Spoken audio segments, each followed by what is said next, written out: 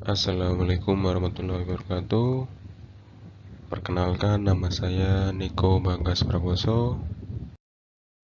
peserta Lesar CPNS Kementerian ATR BPN Angkatan 2 Kelompok 4. Pada kesempatan ini, saya akan mempresentasikan rangkuman saya yang berisi komitmen mutu dan anti korupsi.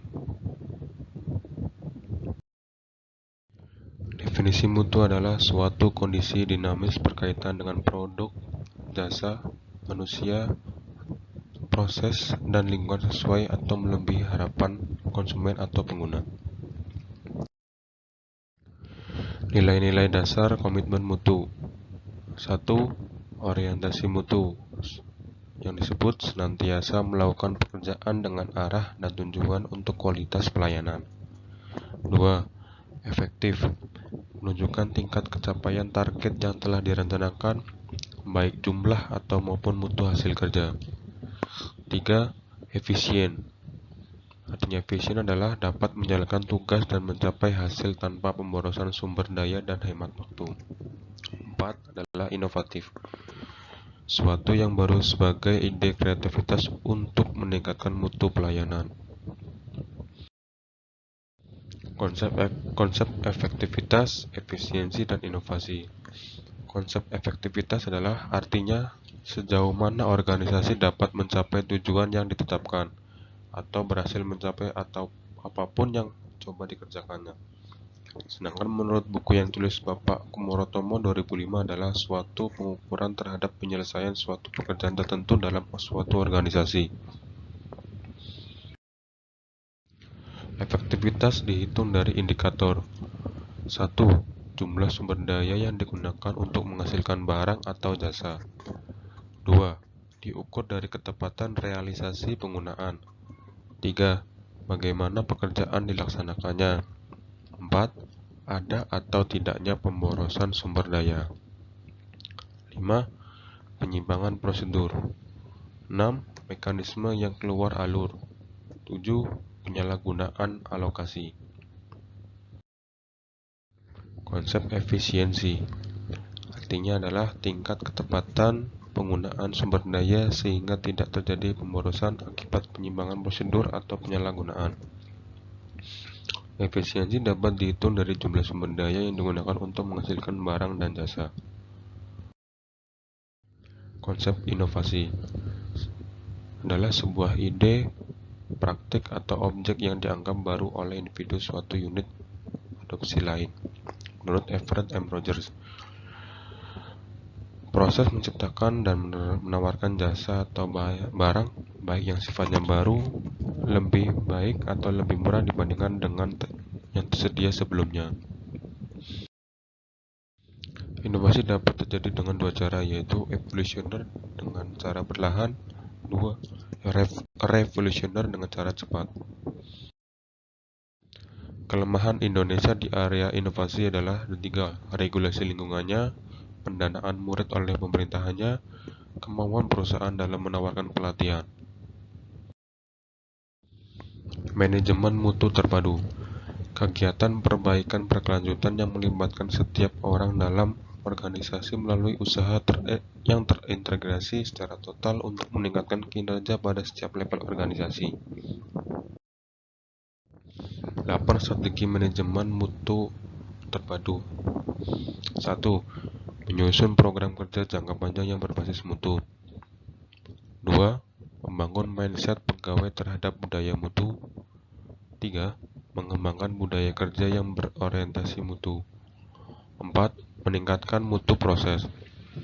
5. Membangun komitmen pegawai. 6. Beradaptasi dengan tuntutan perubahan. 7. Kinerja tanpa cacat. Dan 8. Menjalankan fungsi pengawasan secara efektif. Anti korupsi, pengertiannya adalah sikap dan perilaku untuk tidak mendukung adanya upaya untuk merugikan keuangan negara dan perekonomian negara. Di sini korupsi seringkali kita dengar korupsi sama dengan gratifikasi. Pengertian gratifikasi adalah pemberian dalam arti luas, yakni meliputi pemberian uang, barang, rabat atau diskon, komisi, pinjaman tanpa bunga, tiket perjalanan, fasilitas penginapan, perjalanan wisata, pengobatan cuma-cuma, dan fasilitas lainnya. Gratifikasi tersebut baik yang diterima di dalam negeri maupun di luar negeri dan yang dilakukan dengan penggunaan secara elektronik atau tanpa sarana elektronik.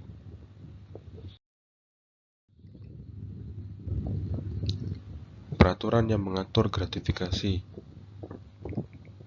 ada di pasal 12B ayat 1 Undang-Undang Nomor 31 Tahun 1999. Setiap gratifikasi kepada pegawai negeri atau penyelenggara negara dianggap pemberian suap apabila berhubungan dengan jabatannya dan berlawanan dengan kewajiban atau tugasnya. Berikut ada yang pasal 12B ayat 1 Undang-Undang Nomor 31 Tahun 1999 yang berbunyi, ketentuan sebagaimana dimaksud pasal 12B ayat 1 tidak berlaku jika penerima melaporkannya gratifikasi yang diterimanya kepada KPK. Berikut adalah sanksinya adalah pasal 12B ayat 2 Undang-Undang Nomor 31 Tahun 1999 yang berbunyi adalah pidana penjara seumur hidup atau penjara paling singkat adalah 4 tahun dan paling lama 20 tahun. Pidana didenda paling sedikit 200 juta dan paling banyak 1 miliar. Kategori gratifikasi adalah gratifikasi yang dianggap suap. Gratifikasi yang diterima oleh pegawai negeri atau penyelenggara negara yang berhubungan dengan jabatannya dan yang berlawanan dengan kewajiban atau tugasnya. Kalau yang gratifikasi tidak dianggap suap adalah gratifikasi yang diterima oleh pegawai negeri atau penyelenggara negara yang berhubungan dengan jabatan dan tidak berlawanan dengan kewajiban atau tugasnya. Contoh gratifikasi. Pertama, pemberian tiket perjalanan kepada pejabat atau keluarganya untuk keperluan pribadi secara cuma-cuma. 2. Pemberian hadiah atau parsel kepada pejabat pada saat hari raya keagamaan oleh rekanan atau bawahannya, hadiah atau sumbangan pada saat perkawinan anak dari pejabat oleh rekanan kantor pejabat tersebut. 3. Pemberian potongan harga khusus bagi pejabat untuk pembelian barang dan rekanan. 4. Pemberian biaya atau ongkos naik gaji dari rekanan kepada pejabat. Di sini adalah di mana kita harus melapor jika kita sebagai pegawai negeri atau penyelenggara negara menerima gratifikasi dapat melaporkan kepada KPK dengan cara mengisi formulir laporan penerimaan gratifikasi yang dapat diunduh pada tautan tersebut.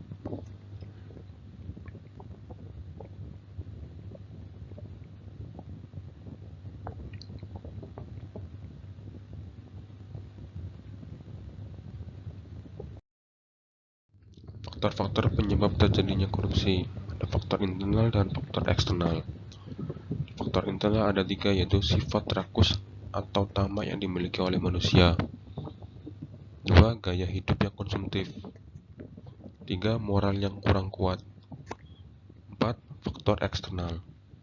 Faktor eksternal ada 4. Yang pertama adalah politik, hukum, ekonomi, dan organisasi.